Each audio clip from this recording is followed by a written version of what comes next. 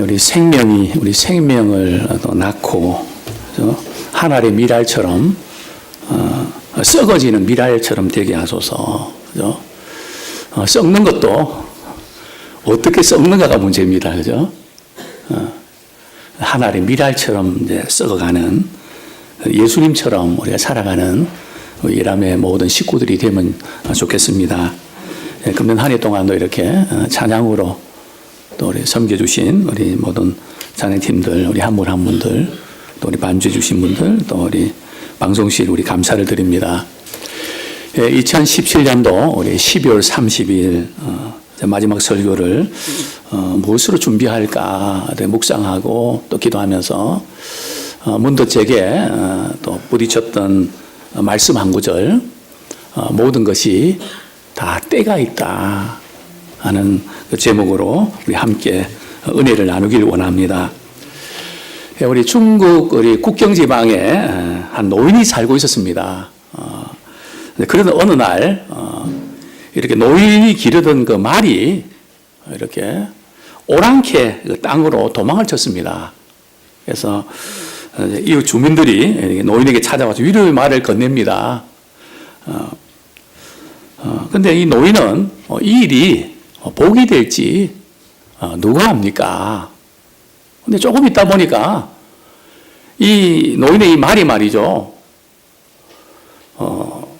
암말을 한 마리 데리고 들어온 겁니다. 그러니까 이 주민들이 말이죠. 어르신이 하신 말씀대로 꼭 그대로 됐다고. 그러니까 이 노인이 하는 말이 이게 또 화가 될지 누가 합니까?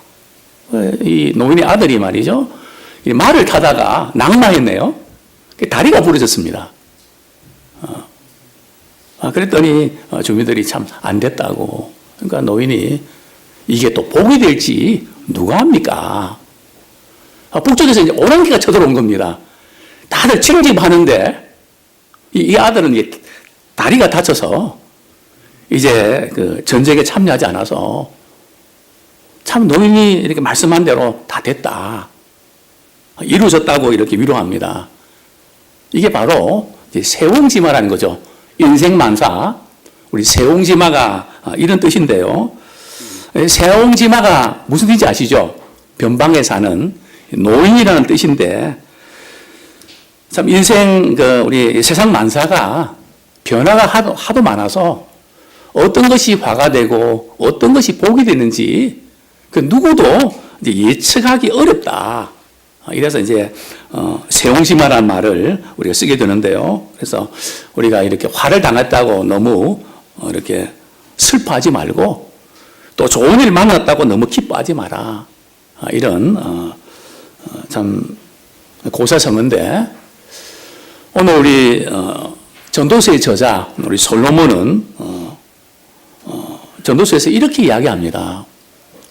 하나님이 없는 인생은 공허하고 의미가 없는 삶이다. 그러면서 이제 1장부터 쭉 나오는 부분들이 이제 모든 것이 헛되며 모든 것이 헛되다. 그렇죠? 그러면서 이제 지식과 이 정보, 이 세상의 모든 지혜도 사실 알고 보면 그게 헛된 거다. 지식이 많으면 근심도 많고 피곤하다. 그래서 지식도 헛되다. 그리고 우리가 누리는 인생의 모든 쾌락도, 그렇죠? 그 모든 것도 지나가 보면 그것도 헛되다. 뿐만 아니고 인생의 모든 수고도, 그렇죠? 정말 금년 한 해 동안 아침부터 참 저녁 늦게까지 이리 뛰고 저리 뛰면서, 그렇죠? 인생의 모든 그 수고도 하나님이 없이는 참 서글프고 고달프고 공허한 것으로 끝납니다. 그러나 우리가 하나님 안에서는 인생의 모든 시간들이, 순간들이 의미가 있습니다. 그리고 매 순간순간을 누리며 살아갈 수 있습니다. 오늘 저는 이 말씀을 통해서 자, 모든 것이 때가 있습니다 하는 제목으로 함께 은혜를 나누기 원합니다. 첫 번째로, 모든 때는 반드시 기한이 있고 목적이 있습니다. 모든 때는 반드시 기한이 있고 데드라인이 있고 유예기간이 있고 목적이 이룰 때가 있습니다. 우리 오늘 전도서 우리 3장 1절 우리 다시 한번 같이 읽겠습니다. 시작. 범사에 기한이 있고 천하 만사가 다 때가 있나니. 그죠? 이 솔로몬은 인생 그 말년에 자신의 지나온 날들을 되돌아보면서 오고 가는 수많은 사람들에게 이렇게 토로합니다. 모든 것이 다 때가 있는데 그것이 기한이 있다는 거예요. 항상 힘들고 어려운 그것이 계속하는 거 아니라는 거죠. 또 모든 때에는 반드시 목적이 있다는 겁니다. 그냥 흘러가는 것이 아니라 하나님께서 그 때를 통해서 우리에게 교훈해 주시는 부분이 있다는 겁니다. 그러면서 우리 인생이 겪을 수 있는 다양한 때를 이렇게 대조적으로 설명하고 있는데요. 우리 이제 2절부터 보면 이런 내용입니다. 날 때가 있으면 얻을 때가 있다고요? 죽을 때가 있습니다. 심을 때가 있는가 하면 심은 것을 이제 뽑을 때가 있습니다. 또 우리 헐 때가 있으면 세울 때가 있습니다. 또 울 때가 있으면 웃을 때가 있습니다. 또 안을 때가 있는가 하면 앉는 것이 귀찮을 때가 있습니다. 앉는 것을 이제 멀리할 때가 있습니다. 찾을 때가 있는가 하면 잃을 때도 있습니다. 치길 때가 있는가 하면 버릴 때가 있습니다. 잠잠할 때가 있는가 하면 말할 때가 있습니다. 사랑할 때가 있는가 하면 미워할 때가 있습니다. 또 전쟁이 할 때가 있는가 하면 평화로울 때가 있습니다. 그렇죠? 좋은 일이든 나쁜 일이든 다 때가 있는 겁니다. 계속하는 게 아니에요. 그래서 우리는 이렇게 힘든 시간들이 계속하면 어떡하지? 그렇지 않습니다. 반드시 끝이 있습니다. 계속 이대로 가는 그거 아닙니다. 항상 범사에 기한이 있다는 겁니다. 천하 만사가 다 때가 있다는 겁니다. 어떤 분들은 그렇게 생각합니다. 이 모든 것들을 내가 참 힘든 이 시간을 겪는 것은 다 내게 타고난 운명이 그래서 그렇다. 내가 팔자가 사나워서 내가 이런 때들을 경험한다. 그런가요? 저는 창세기부터 요한계시록까지 성경의 모든 인물들 가운데 좋은 때만 있었던 인물이 있나요? 나쁜 때만 겪었던 인물이 있나요? 그렇지 않습니다. 이게 하나님께서 우리 인생을 설계하실 때부터 이 마스터 플랜이 이 두 가지 때를 다 허락하셨습니다. 지금까지 내가 겪었던 그 많은 때들, 우리 하나님이 허락하셨다고 이야기를 들으면 반감이 생기고, 혹시 화가 나는 분들 안 계십니까? 하나님이 원망스럽고, 이 말 자체가 거부감이 생길 만큼 아픈 그런 상흔들이 혹시 있지 않습니까? 그럼에도 불구하고 우리 인생의 모든 때가 하나님의 주관하에 있다는 사실을 받아들이기를 소원합니다. 그죠? 이게 그냥 것 같지만, 우연한 것 같지만, 이게 참 묘한 것 같지만, 그죠? 하나님께서 우리에게 다양한 때를 이제 경험하게 하신 겁니다. 우리가 원하는 때만 찾아오는 것이 아닙니다. 그죠? 우리가 원치 않는 부분도 찾아옵니다. 그죠? 우리가 원하는 때만 찾아오면 좋겠는데, 원치 않는 그 때가 찾아온단 말이죠. 자, 그런데 우리가 꼭 기억해야 될 부분들은 바로 이 부분입니다. 우리 본문 11절 말씀, 우리 같이 한번 읽겠습니다. 전도서 3장 11절. 시작. 하나님이 모든 것을 지으시되 때를 따라 아름답게 하셨고 또 사람들에게는 영혼을 사모하는 마음을 주셨느니라. 그러나 하나님이 하시는 일의 시종을 사람으로 측량할 수 없게 하셨도다. 하나님께서 모든 것을 지으시되 때를 따라 이제 아름답게 하셨다는 겁니다. 이걸 우리가 이렇게 받아들이셔야 돼요. 그죠? 때때로 우리가 너무 힘들어하는 그때도 알고 보면 하나님이 아름답게 하셨다는 거예요. 너무 고생스럽고 너무 힘들었던 순간들인데, 정말 다시 생각하기 싫었던 그런 기억들인데, 지나고 가만히 보면 하나님께서 그것을 아름답게 하셨다는 거예요. 그래서 뭐 유행가에 그런 가사가 있나요? 누가 아름답다 했던가, 뭐 그런 거 있잖아요. 그죠? 뭐 그 앞에는 모르겠는데요. 저는 그 가사만 생각합니다. 누가 아름답다 했던가. 그 뭐가 조금 그 사람은 알긴 아는 모양이에요. 그죠? 그러니까 우리가 모르는 그런 모든 부분도, 아픈 부분도 지나고 보면 하나님께서 아름답게 하셨다는 거예요. 저는 이 말씀을 이렇게 설교 준비하면서 어렸을 때 부산의 이 사상에 저희 형들하고 우리 동생들하고 이렇게 제치국이라고 아십니까? 그 이제 조개를 말이죠.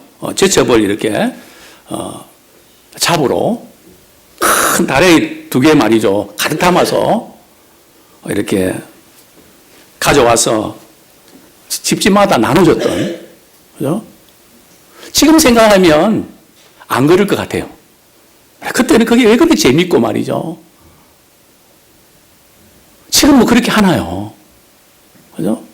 그럼 우리 지난 날 가만히 보면 그 장면이 딱 떠올랐습니다.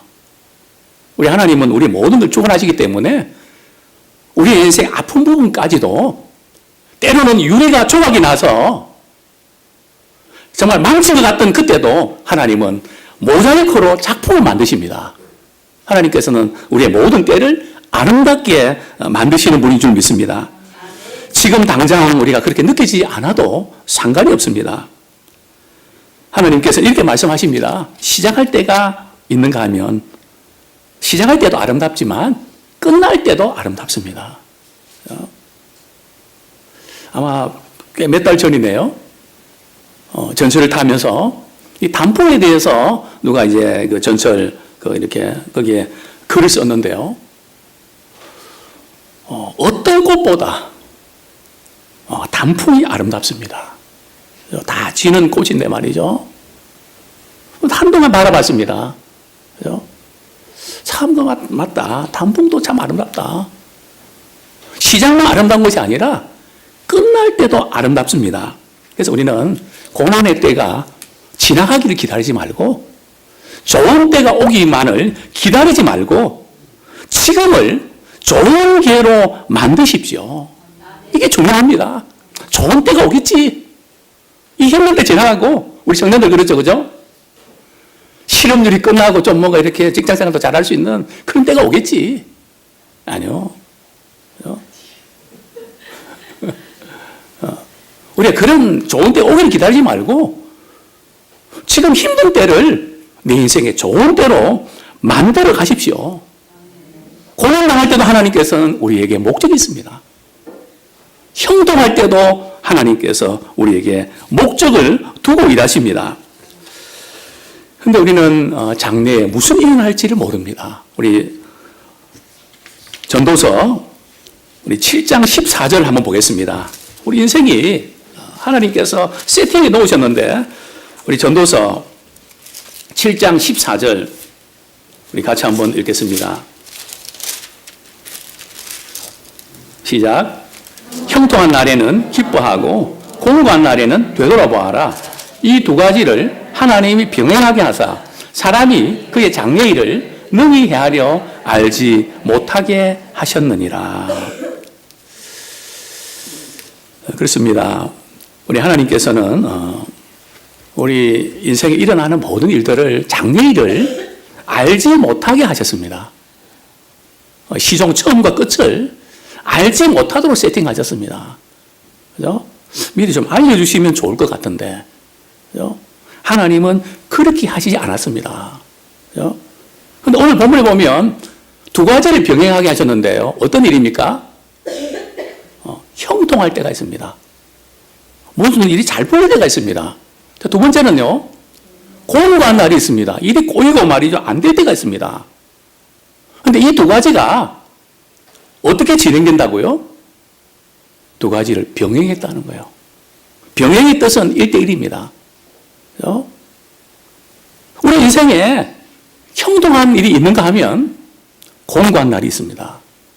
또 공고한 날이 있는가 하면 형통한 일이 있습니다. 근데 이 순서가 형통한 일 다음에 공고한 일이 있고 공고한 일 다음에 형통한 일이 있고 그렇지 않다는 거예요. 그 순서가 어떨지는 아무도 모른다는 거예요. 누구도 모르게 하나님께서는 세팅해 놓으셨다는 거예요. 그래서 저는 성경 말씀을 말이죠.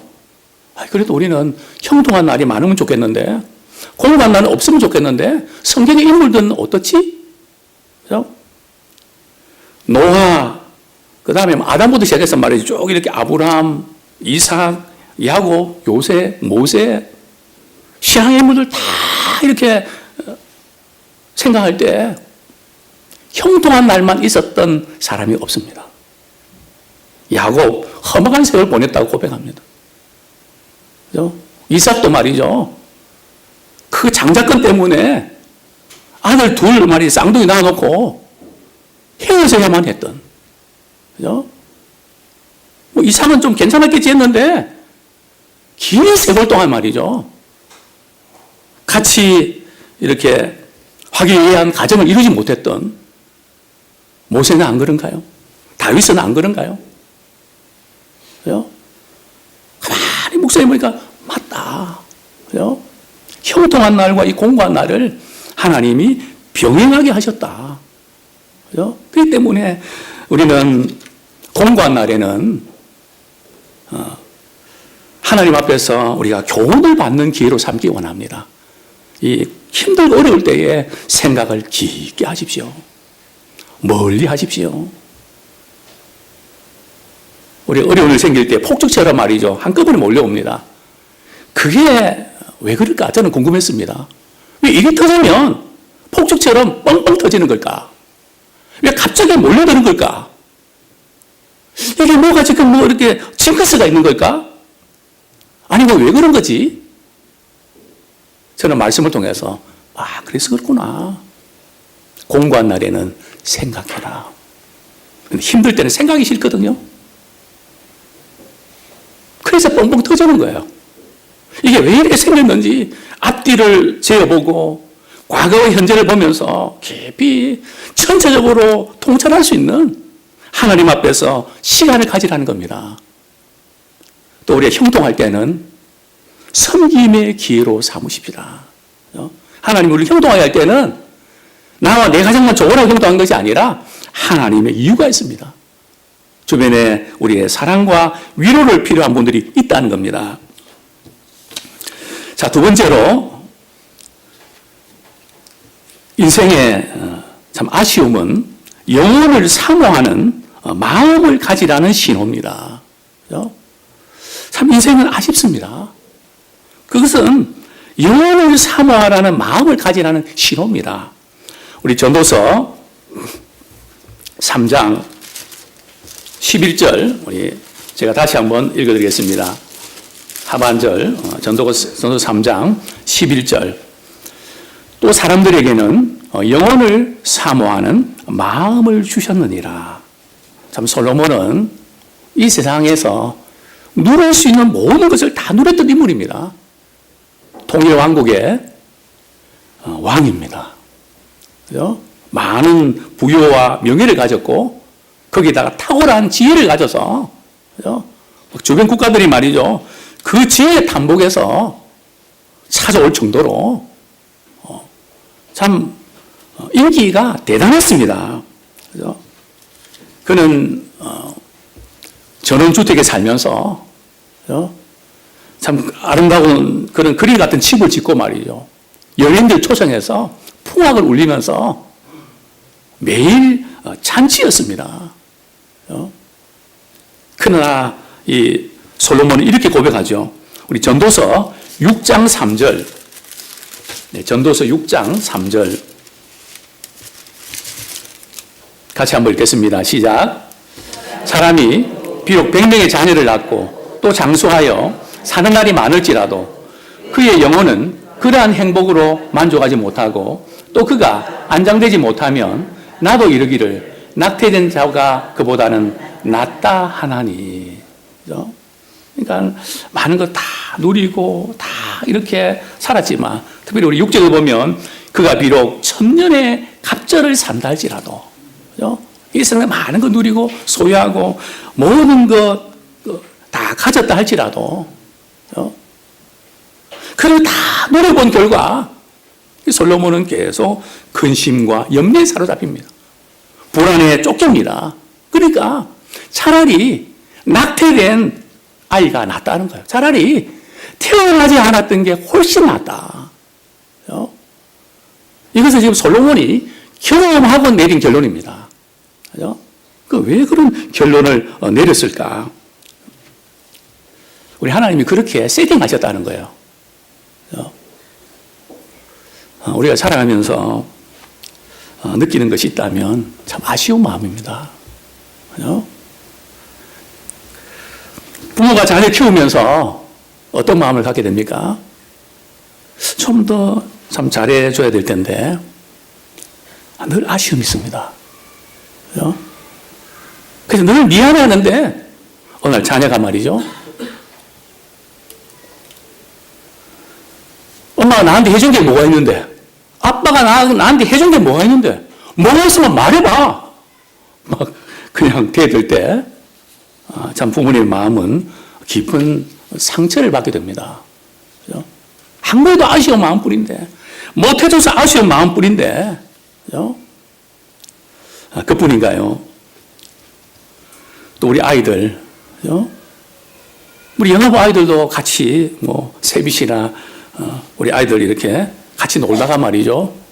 부모님들이 야 이제 집에 가자 그러면 그 아쉬운 눈빛, 너무너무 아쉬워하는, 그죠? 저는 우리 인생을 이렇게 나이가 드나 또 젊었을 때나 그렇게 아쉬울까? 특별히 저에게 아쉬운 마음에 크게 달했던 것은 명절 때 이렇게 설레는 마음으로 부모님 찾아가 뵐 때 첫날은 얼마나 기쁩니까? 벌써 하룻밤만 자면 언제 가냐? 벌써 그 눈빛이 아쉬워하는 눈빛. 그리고 마지막 날 이렇게 떠나올 때에 눈물 흘리시는 그 아쉬운 눈빛. 그죠? 저는 그 눈빛을 보면서 하나님, 왜 인생은 이렇게 아쉬운 걸까요? 잘해도 아쉽고 못하면 더 아쉽고, 그죠? 왜 인생은 이렇게 아쉬운 걸까요? 그죠? 부모님 안 아프셔서 좀 일찍 돌아가셔도 아쉽고, 좀 아프셔서 돌아가셔도 아쉽고, 그죠? 제가 이렇게 목회하면서 둘 다 아쉽습니다. 왜 이렇게 우리 인생은 이렇게 아쉬운 걸까요? 그 이유가 뭘까요? 왜 세상 사람들은 불멸의 작품을 남기고 싶어 할까요? 불의 명작을 남기고 싶어 할까요? 그게 다 어디로 가는 걸까요? 오늘 성경은 우리에게 답을 줍니다. 바로 영혼을 사모하는 마음을 하나님께서 주셨다고요. 그죠? 우리 인생의 모든 아쉬우니까 실컷 먹고 즐기자. 까르페 디엠. 그죠? 오늘을 즐기자. 그죠? 현재를 즐기자. 그죠? 어떤 사람들은 아쉬운 마음 때문에 그쪽으로 이렇게 방향을 잡는 사람도 있습니다. 그죠? 그러나 성경은 그렇게 말씀하지 않습니다. 우리 인생의 모든 아쉬움을 영혼을 잘되는 쪽으로 가야 됩니다. 그죠? 나를 만드신 그분을 기억하고 나를 향하신 그분이 내게 뭐라고 말씀하시는가? 영혼이 잘되는 그쪽으로 우리가 방향을 잡고 나가는 우리 모두가 되기를 소원합니다. 그죠? 이렇게 우리 인생이 내일을 알지 못하고, 그죠? 다 모든 때가 이렇게 참 쉽지 않은 그런 일들을 겪다 보니까 젊은이들은 어차피 지 못 사는데, 어차피 보장되어 있지 않은데, 내가 하고 싶은 거 내가 하면서 살자. 그죠? 이제 그쪽으로 방향을 틀 수 있단 말이죠. 젊었으니까. 후회하지 않기 위해서 내가 하고 싶은 거 다 하도록 한번 해보자. 이런 청년들 향해서 성경은 이렇게 말씀하고 있습니다. 우리 전도서 11장 9절 10절. 전도서 11장 9절 10절. 같이 한번 읽겠습니다. 시작. 청년이여 내 어린 때를 즐거워하며 내 청년의 날들을 마음에 기뻐하여 마음에 원하는 길들과 내 눈이 보는 대로 행하라. 그러나 하나님이 이 모든 일로 말미암아 너를 심판하실 줄 알라. 그런즉 근심이 내 마음에서 떠나게 하며 악이 내 몸에서 물러가게 하라. 어릴 때와 검은 머리의 시절이 다 헛되니라. 이 검은 머리의 시절도 헛되다는 거예요. 이 청년의 때죠, 그죠? 그러니까 청년의 때는 내가 하고 싶은 거 안 하면 미칠 것 같단 말이죠. 그 내 마음에 원하는 거, 내 눈이 보는 대로 다 한번 해봐라. 그러나 하나님께서는 그 모든 것에서 너가 책임져야 된다. 그렇게 행하면 너 인생은 근심과 염려로 가득 찬다. 참, 하나님께서 때를 말씀하시면서 우리가 그 때를 어떻게 우리가 장식해야 될지를 우리에게 교훈하는 말씀입니다.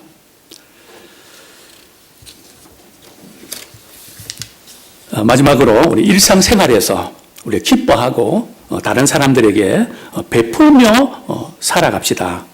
우리 일상생활에서 기뻐하고 다른 사람에게 베풀며 살아가는 인생.